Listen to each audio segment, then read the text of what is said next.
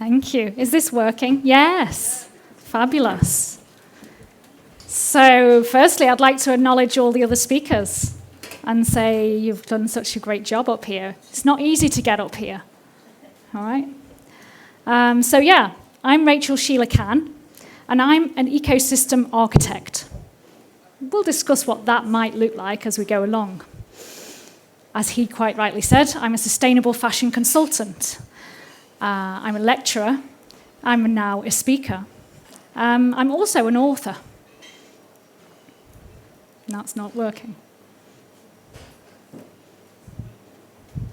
I could go on about all the things I've done in my business and in my life up until now and say, yeah, I'm so brilliant, blah, blah, blah. You guys can find that online. And read it, if you wish. I'm pretty cool, that's why they invited me here. Today, I want you to try on some new ideas. Just like you would a coat or a jacket. Try it on, you don't have to wear it and keep it. You just try it on.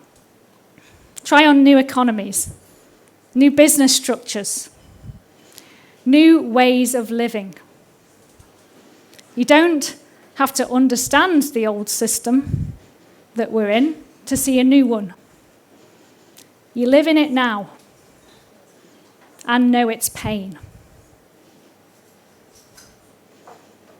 What I want to do today is speak me to you. To kind of have you try on new things. What we're first going to do is use an analogy that I like to use a lot with my students. Hey, guys. Which is by a modern-day philosopher called Charles Eisenstein.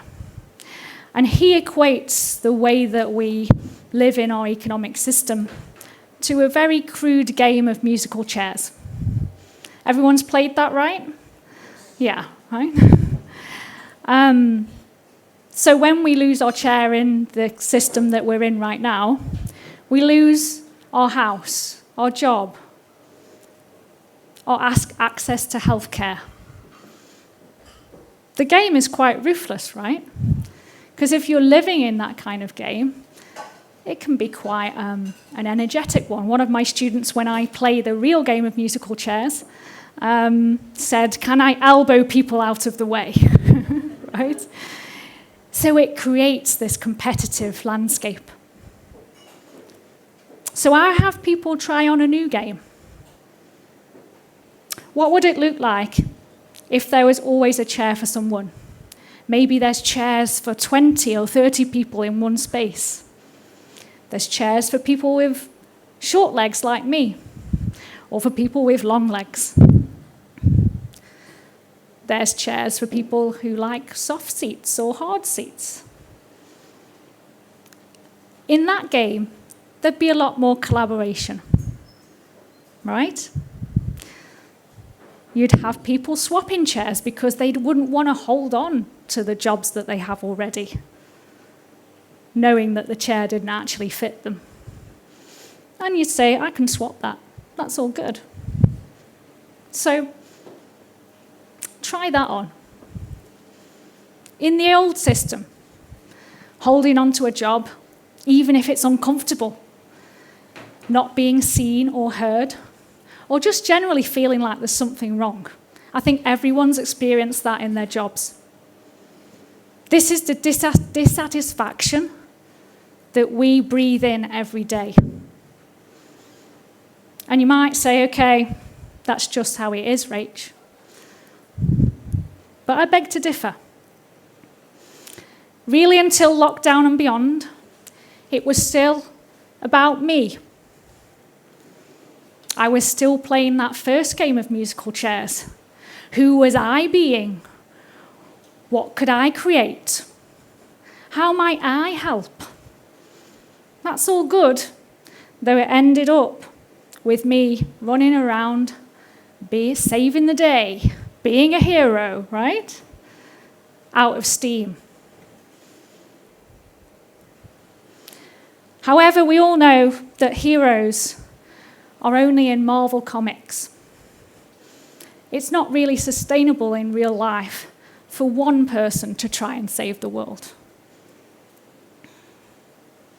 There was a place where I started to understand and move, a place from me to we. Moving from the hero's journey to a journey of collective co-creation.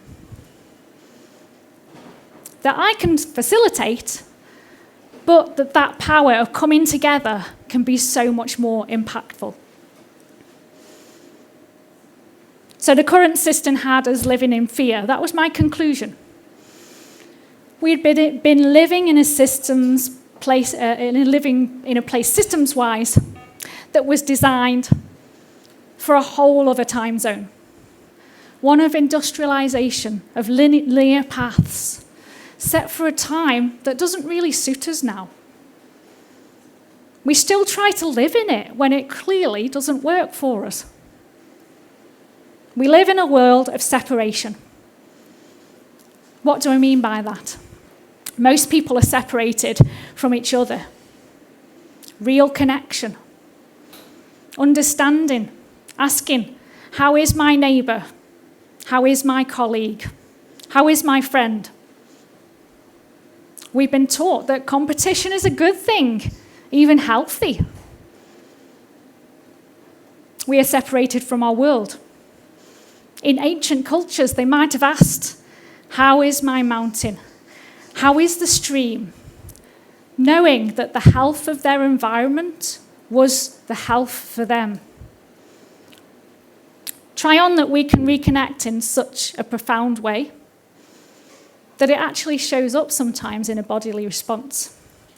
I had such a reconnection myself during lockdown. And it wasn't like a woo-woo thing that I went out to find meditating and chanting. It was just a normal day. I sat there in my lounge and I had my earphones on. I looked out to the communal garden that I have in front of me. And I really connected with the grass and the trees and the environment around it. And I felt an intrinsic connection, an energy, for want of a better word. My neighbour's kids came out, and I had another connection. I thought, I can feel those people too. And then it was April, and it started to snow, which was a bit weird. We are in the land of climate change, so I don't know why I was surprised. However, the children, they opened their mouths to the sky, and they started to eat the snow. And in that moment, I felt absolute reconnection with the whole system. And I cried out. I told this to my son last night, my older son, and he said, that sounds a bit like enlightenment, Mummy. I was like, yeah, he'd started to study Buddhist stuff at school. I said, well, maybe, maybe not. I think it's much simpler. I slowed down and I felt the whole system.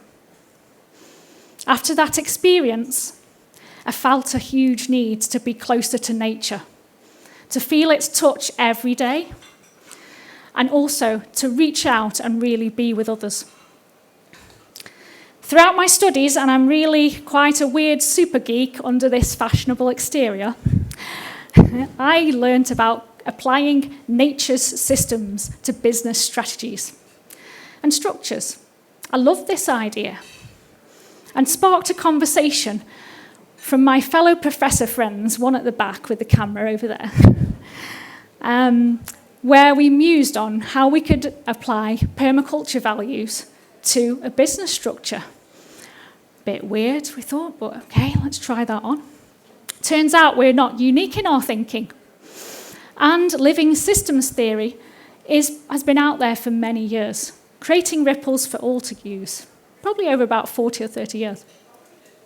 To me, it was a revelation. It was the key to real sustainable application. That teamed with new economic ideas, where we might measure success in different ways, other than, oi, how much money do you make? Could new success measure be, how much waste did you revalue or recreate this quarter? Could it be, how many localized solutions have you brought about? What if we measured success maybe on how we bring people together to collaborate and create thrivability for more than just yourself? We, not me. For me, thrivability means the whole system, the ecology and the citizens. It means decentralized, relocalized creation, which is why I love what the guys here in Sutton are starting to create. For me, it's thinking of the larger picture also, as if you're an eagle looking down on the interrelatedness of the whole. It means creating ecosystems of co-creation. So we went about co-creating the start of a seed of an ecosystem. I knew that it wouldn't just be about me that grew it, it would be a multitude of players, all with the expression that the current systems just simply don't work, and starting to come together in mutual respect and building trust. We can come together and make a new economic substance on the market, even in this economy as it is, in an evolution to the next. The ground was prepared. A living system. In a living system, we share nutrients, money, collective intelligence, networks, life, that otherwise we might hide from each other or store, coming together in infinite ways to create win-wins for each other and with each other, creating new lives, new systems, creating thrivability, not as a hero, but as a collective of co-creators.